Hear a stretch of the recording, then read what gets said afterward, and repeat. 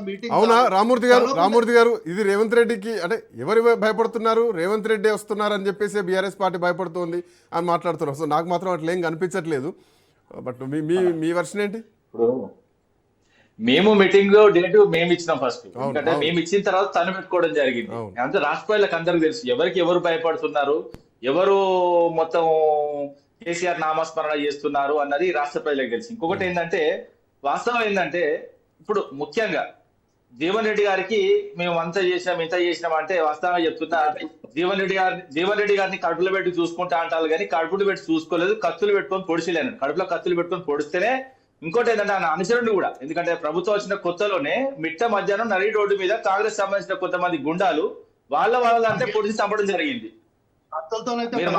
మీరు మాట్లాడటం నేను మాట్లాడలేదు కార్తీక్, మీరు మాట్లాడటం నేను మాట్లాడలేదు. సభ్యత కాదు. ఎందుకంటే నీ వర్షంలో నువ్వు మాట్లాడినావు, నా వర్షంలో నన్ను మాట్లాడినావు. ఎందుకంటే నీళ్ల మీద మాట్లాడవలసిన అంటే అంత వాస్తవంగా జ్ఞానం గానీ లేకపోతే నీళ్ల మీద మాట్లాడవలసినంత ప్రేమ గానీ తెలంగాణలో వాస్తవంగా కాంగ్రెస్ కి లేదు. ఎందుకంటే తెలంగాణలో ముఖ్యంగా ఎక్కువ సంవత్సరాలు పరిపాలించింది మీరు కాబట్టి గోదావరి మీద 1486 టీఎంసీలలో వాస్తవం ఒక 80 టీఎంసీలు మా మొక్క మీద కొట్టిన వాళ్ళు కాళేశ్వరం కట్టేదాకా అదే విధంగా కేసీఆర్ గారు వచ్చిన తర్వాత ఏ విధంగా ప్రాజెక్టు కట్టుకుంటూ పోయినాం, ఏ విధంగా నిర్మాణం చేసినాం అన్నది కూడా కొంచెం కులంకుశంగా చెప్తాయి. ఎందుకంటే ముఖ్యంగా శ్రీకాంత్ గారు, ఎందుకంటే 1486 టీఎంసీలో ముఖ్యంగా మన తెలంగాణ వాటా 965 టీఎంసీలు మనకు రావాలి.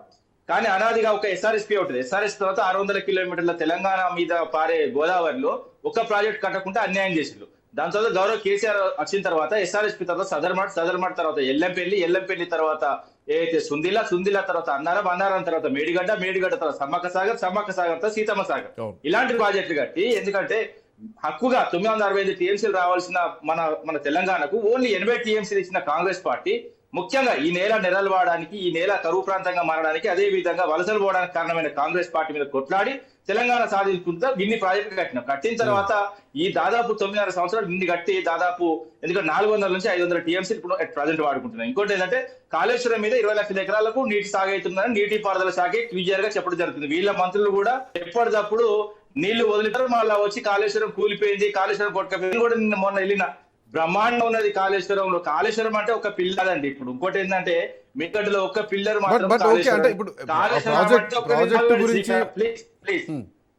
ప్లీజ్ ఎందుకంటే నేను చెప్పేది అంటే కాళేశ్వరం అంటే ఒక పిల్లర్ కాదు, ఒక మేడిగడ్డ కాదు, ఒక 3 బ్యారేజ్, 15 వాస్తవంగా చెప్పాలంటే రిజర్వాయర్లు, అదే విధంగా 19 సంబంధించి సబ్స్టేషన్స్, అదే విధంగా 21 పంప్ హౌస్, అదే విధంగా 1531 కిలోమీటర్ల గ్రావిటీ కెనాల్స్. ఢిల్లీ నుంచి హైదరాబాద్ ఎన్ని కిలోమీటర్లు ఉంటుందో గౌరవ కేసీఆర్ గారు అక్కడే కూర్చొని ఏదైతే గౌరవ కేసీఆర్ గారి ఆధ్వర్యంలో 1531 కిలోమీటర్లు గ్రావిటీ కెనాల్స్ తెలంగాణ వ్యాప్తంగా వేయడం జరిగింది ఉత్తర Telangana.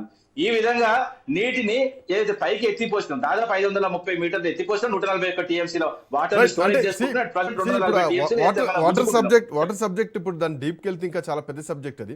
But what I'm saying, ఈ రోజే పోటాపోటీగా సభలు జరగడం, ఈ రోజే జీవన్ రెడ్డి జాయిన్ అవుతున్నటువంటి టైంలోనే అటు రేవంత్ రెడ్డి మేడిగడ్డ పర్యటన పెట్టుకోవడం, సో పాత వైఫల్యాలను మళ్ళీ ఎత్తి చూపేటువంటి ప్రయత్నం జరుగుతుంది అన్నది స్పష్టంగా కనిపిస్తుంది.